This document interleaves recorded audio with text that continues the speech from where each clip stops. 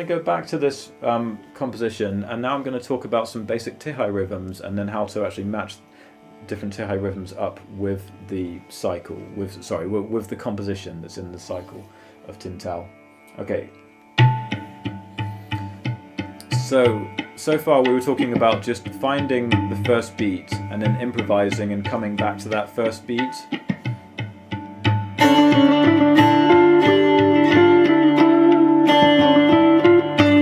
So you can really feel that first beat. 1, 2, 3, 4, 5, 6, 7, 8, 9, 10, 11, 12, 13, 14, 15, 16, 1. Okay. And then improvising, but going back to beat 7. So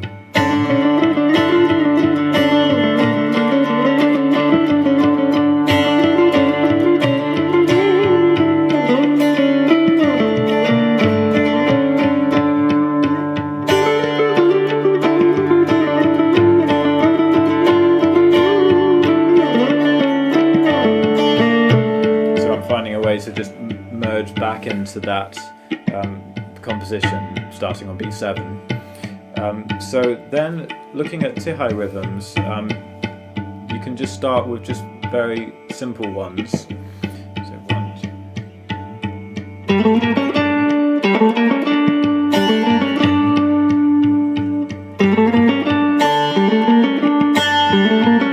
Okay, so there's a 1, 2, 3, 4, 5, 1, 2, 3, 4, 5. So these kind of things that you just do something times by 5, and you often do things where you use the same phrase but then shorten it down.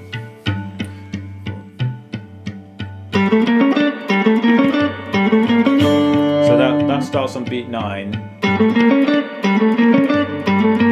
it has a shorter gap. The other one I did was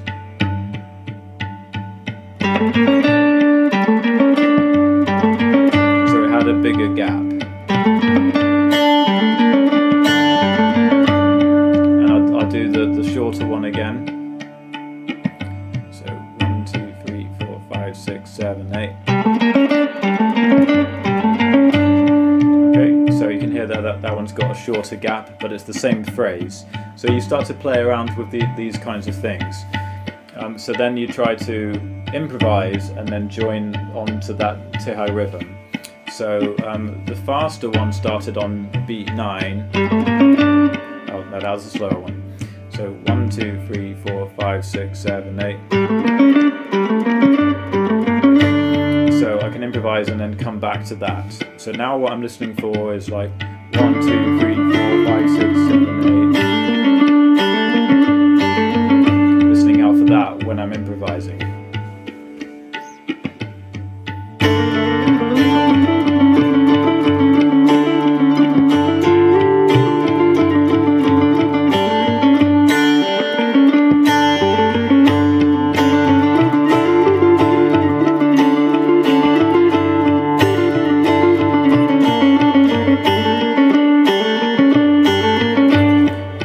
Change the notes as well, so I could maybe come at it from above. So 1, 2, 3, 4, 5, 6, 7, 8. So it's the same rhythm, it's still the 1, 2, 3, 4, 5, 1, 2, 3, 4, 5, 1, 2, 3, 4, 5, but it's just using different notes. So improvise and come back to that.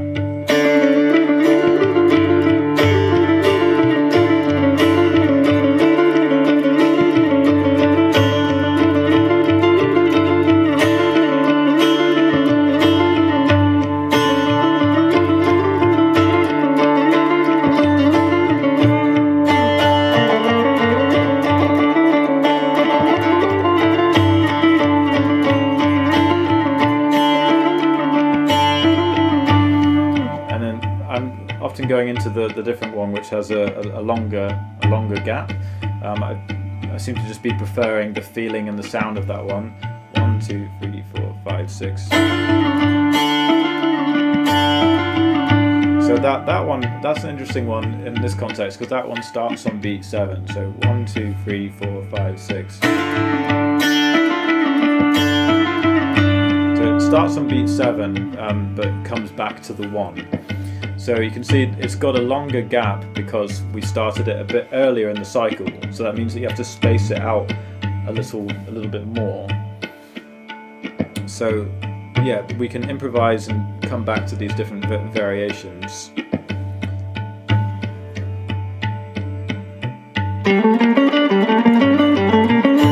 then that one has no gap. 1, 2, 3, 4, 5, 1, 2, 3, 4, 5, 1, 2, 3, 4, 5. So that comes on a beat 10. 1, 2, 3, 4, 5, 1, 2, 3, 4, 5, 1, 2, 3, 4, 5. I think I did that right. 1, 2, 3, 4, 5, 6, 7. That one sounds quite funny because of the note choice. 1, 2, 3, 4, 5, 6, 7, 8, 9. That one sounds kind of more odd because of the note choice. 1, 2, 3, 4, 5, 6, 7, 8, 9. So it sounds a lot clearer when we do it with more of a straight succession of notes. So 1, 2, 3, 4, 5, 6, 7, 8, 9. So that just has no gap because we've pushed that one as far as we can. So you can play with these things so you have a no gap or a short gap or a larger gap. So that just gives you an idea. You're always improvising and then trying to find those. So let's do some improvisation and I'll come to the one which starts on beat 10. 1, 2, 3, 4, 5, 6, 7, 8, 9. Okay.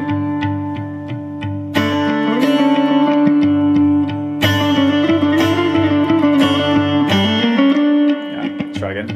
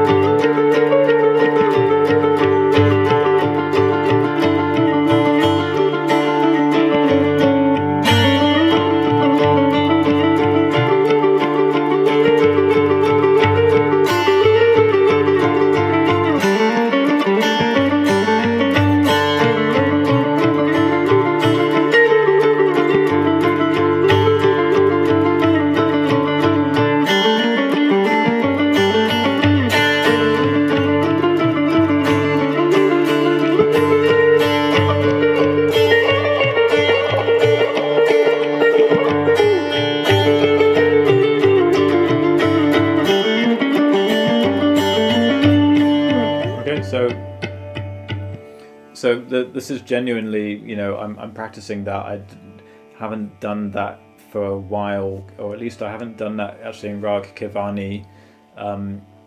So these are the kind of things that we're always looking at different tihais and trying to change them round a little bit. So sometimes when you're doing a practice session, you think, oh, okay, well I haven't done fives for a while, let's just do purely fives for a bit, and then, oh, maybe I haven't done it with this rag. So it's often a kind of fresh experience because there's so much to practice and you're improvising. So I'm trying slightly different things that I'm thinking about more recently with my improvisation, and then trying to join that onto something that I've done before, but I haven't done it in a while, so it feels kind of still quite fresh to me. So the process, that this is kind of genuine practice, how you really try to work within a particular constraint and you try to just be inventive within that kind of constraint. But because you've given yourself that focus, it gives the music a lot more sense of purpose and very clear kind of shape to it. So now what we can start to look at is doing a tihai composition, a tihai rhythm that comes onto the beat 7. So then we can start the composition. You remember this?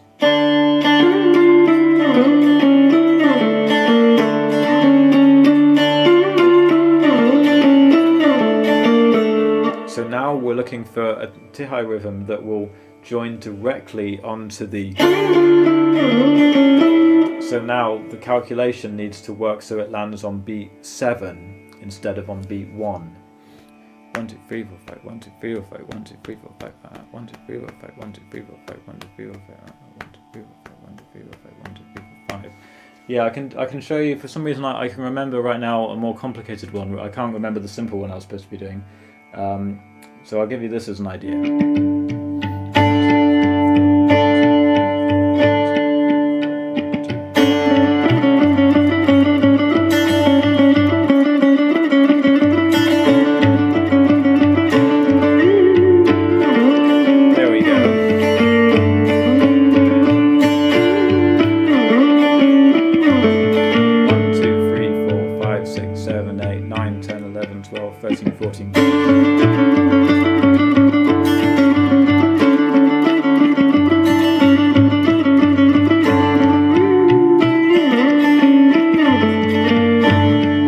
There we go, I've remembered the one I was trying to do. So that one is actually interesting because that starts on beat 15, and it's a group of 3 5s, but played 3 times. So it's 1 2 3 4 5, 1 2 3 4 5, 1 2 3 4 5, and then you do, there's a gap of 2, and then again 1 2 3 4 5, 1 2 3 4 5, 1 2 3 4 5, 1 2 1 2 3 4 5, 1 2 3 4 5, 1 2 3 4 5, landing on the composition. It's funny, sometimes the bigger, more complicated ones, I find them easier to remember just on the spot because they're so big that they've taken up a larger part of my memory, so I can remember them. Sometimes with the smaller, shorter ones, there's so many of them that what often happens, I find, when I'm improvising, is that the smaller, shorter ones tend to just come up naturally, just a spur of the moment. But sometimes there's so many little variations that it's quite hard sometimes to remember all of the different variations right on the spot.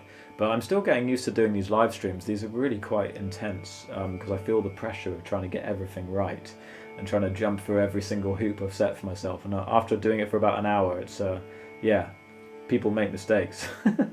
So, but I can remember that one. The reason I was talking about that one is that it's just an example of a tihai rhythm that still lands on beat 7 to join the composition, but it doesn't start on beat 7, it doesn't start on beat 1, it starts from somewhere totally else in the cycle. And it's also a longer one that takes longer to resolve. Particularly the second repeat of the 3 groups of 5 sounds very strange and unusual because it's very offbeat at that point. So I'll play it for you a few more times and then I'll try improvising and coming back to that. And I'll tell you just the simple way that I'm managing to find beat 15, because that might sound difficult. It's not as hard as you think. Okay, here we go.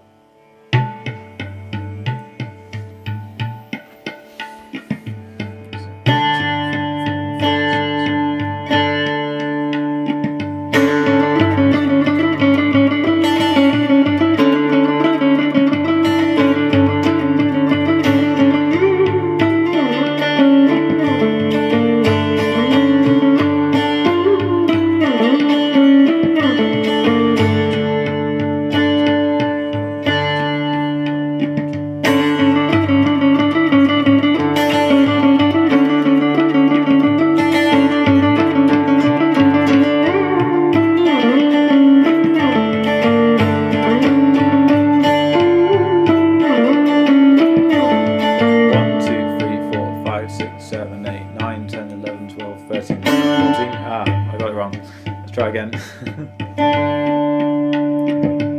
So 1, 2, 3, 4, 5, 6, 7, 8, 9, 10, 11, 12, 13, 14.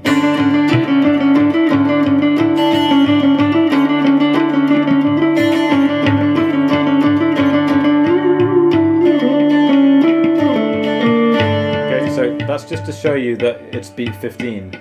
But what's actually a lot easier is if you come back to what I was saying earlier about feeling it as 4 groups of 4, then you can just go 1, 2, 3, 4, 1, 2, 3, 4, 1, 2, 3, 4, 1, 2.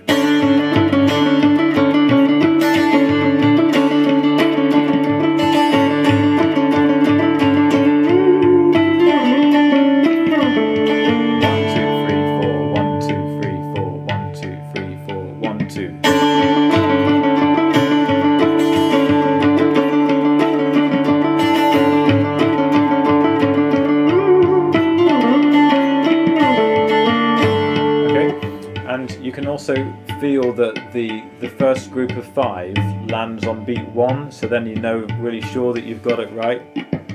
So 1, 2, 3, 4, 1, 3, 4, 1, 2, 3, 4. So you can feel that that's landing on beat 1. And if I get used to that, actually, then I don't even need to count. So.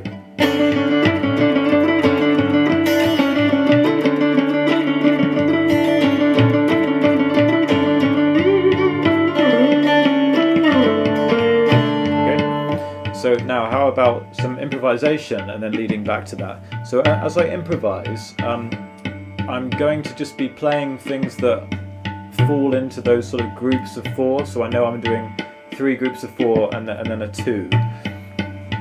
Okay, so I won't be counting so much, but I'll be feeling the sets of 4 as I'm playing.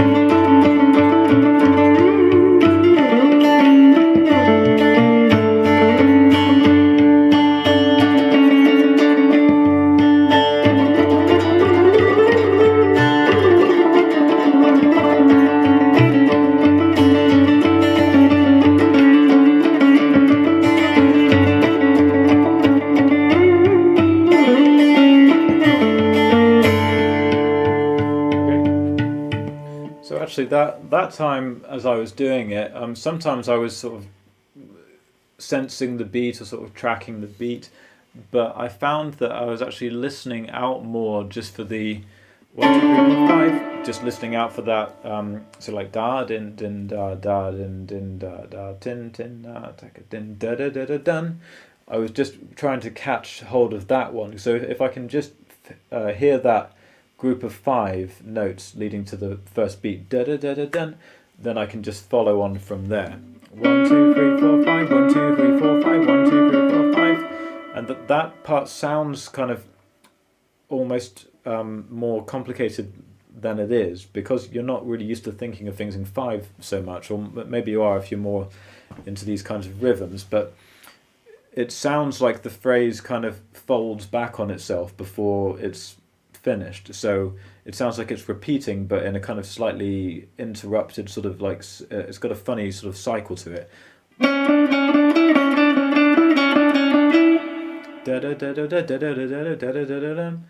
But it's just 1, 2, 3, 4, 5. But it's the rhythm. It's the 1, 2, 3, 4, 5, 1, 2, 3, 4, 5, 1, 2, 3, 4, 5. The middle group of 5 sounds, it's offbeat. It's kind of the opposite beats to the first and the third.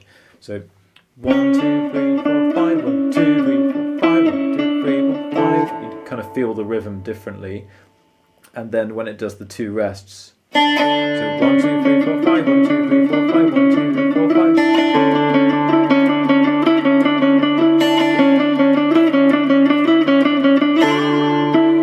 It lands back on B7.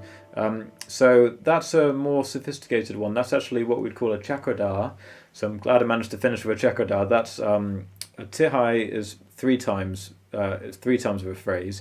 So if I do a phrase that repeats 3 times and I do that 3 times as well, then that becomes a chakradar. So we have 1, 2, 3,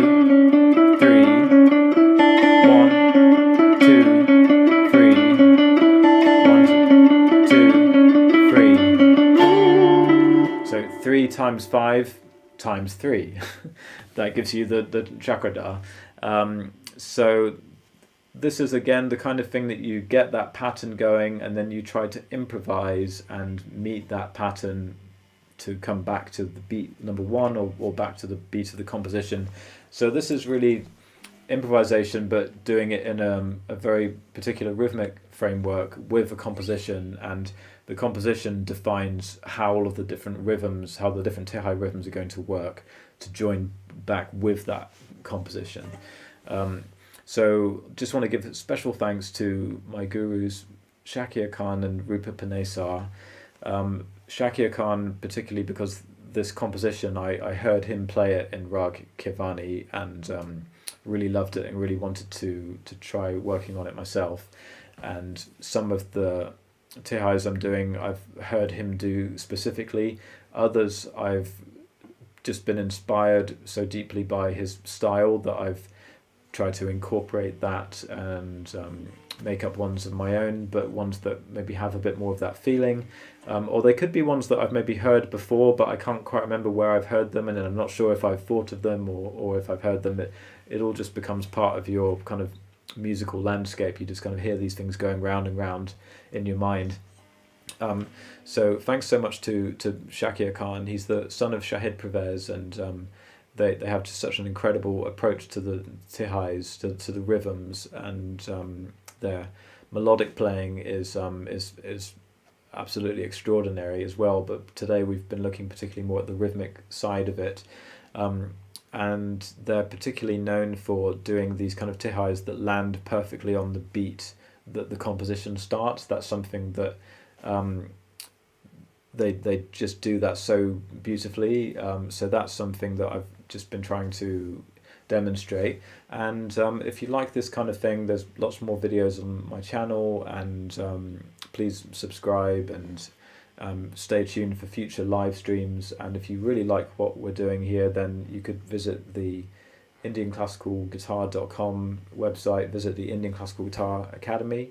It's linked in the description, and you can become a member, and you can join more private live streams that are just for the students, and there's just hours and hours. There must be something like 20 hours of really in-depth discussion and lessons, and teaching all different rags, different compositions, different techniques.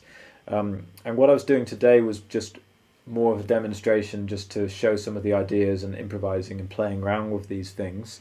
But the lessons that I do on the guitar courses are really very step-by-step and very slow, and I make sure that everything is really, really clear. So they're very in-depth guitar lessons. So today, if some of it went over your head, don't worry about it. Today was really just me showing, right, this is the kind of thing that I would practice, and this is the kind of thing I would build up to doing in a recital performance, just to kind of get you into the ideas of what we're doing, not to try to play what I'm playing right now, but just to get into the ideas. But the guitar courses are much more prescriptive and just build you up kind of step by step. So if you're interested in that kind of thing, check out the website. If you want to start one of these courses, you can buy them individually, or you can subscribe monthly to access all of them. For subscribers, there will be new content every month, including live streams where we can answer your personal questions and go into more detail about applying this material.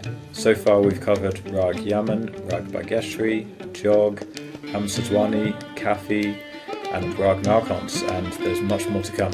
This body of work is a culmination of the 18 years experience I have as a guitar teacher, combined with the knowledge acquired through studying the sitar directly, and then adapting that material using the guitar techniques that suit this style best. To create these courses and gather the most authentic material possible, I work closely with other Indian classical musicians such as Manish Pingle and Gurdain Riot. I'd like to give a special thanks to my guru Roopa Panesar, who has guided me in the creation of these courses. Much of the material has been adapted directly from my training with her.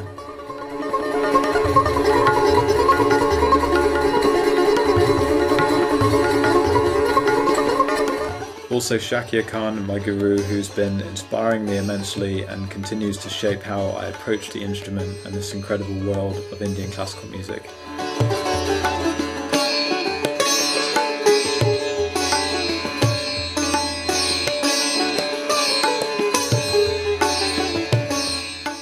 So come and join us at the Indian Classical Guitar Academy to start this journey.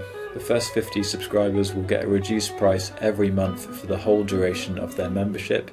So come and be one of the first guitar players to realise what it means to be an Indian classical musician.